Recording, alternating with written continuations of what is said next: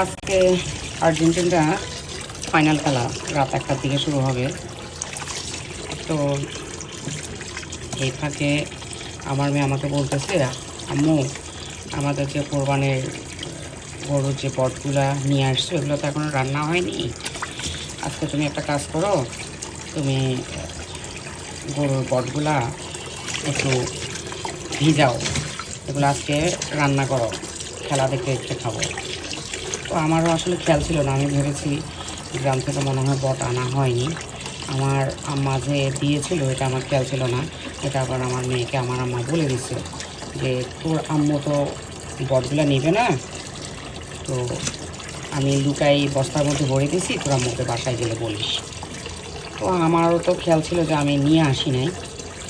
পরে আজকে যখন আমার মেয়ে বলতেছে সত্যি কি, তো আমার মেয়ে বলে যে হ্যাঁ সত্যি নানু এটা দিয়েছে। তো দেখেন, ভিজতে পানিতে ভিজতে যদি প্রসেসিং করতে যদি একটু লেট হয়ে যায়, তখন ওই ফাঁকে আমি একটা কাজ করি, সেটা হচ্ছে গিয়ে আমার ওভেনে 2-3 মিনিট দিয়ে দিই বরফটা ঝরে যাওয়ার জন্য।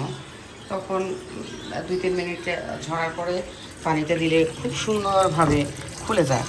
তো আজকে আমার সেটা করতে হয়নি, আজকে আমি এটা দুপুরে ভাত খাওয়ার পরে করেছি। তো ঢাকাতে অনেকের যে বটগুলা, যে বট এভাবে মানে একটা পর্দা যে থাকে এটাকে ফেলে দেয় না, শুধু এটাকে কি করে একটু চুন পানি দিয়ে ইয়ে করে চামচ দিয়ে শুধু কালো যে ইয়েটা অংশটা উঠায় ফেলে, মানে ছুরি দিয়ে বা চামচ দিয়ে এভাবে করে ঘষে। কিন্তু আমাদের গ্রামের অধিকাংশ লোকেই এভাবে খায় না। এই পর্দাটা, একটা পর্দা থাকে এটার মধ্যে, এই পর্দাটাকে মানে কষ্ট হয় কিন্তু ওইভাবে ধরে এটা ফেলে দেয়। তো আমরা আসলে আমাদের গরু যে কাটছেন ওনারাই এগুলো পরিষ্কার করে দিছে। তো প্রত্যেকটা ইয়ে এভাবে করে পরিষ্কার করে দেওয়া, আমরা ওই পর্দাটা আসলে খাই না।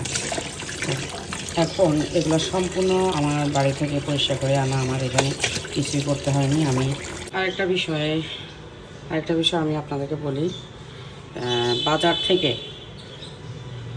বিশেষ করে আমরা ঢাকায় হোক যেখান থেকে হোক না কেন, বাজার থেকে আমরা যে বটটা কিনি, দেখবেন একটা জিনিস ভালোভাবে খেয়াল করে দেখবেন, ওইখানে যদি হলুদটা দেওয়া হয়,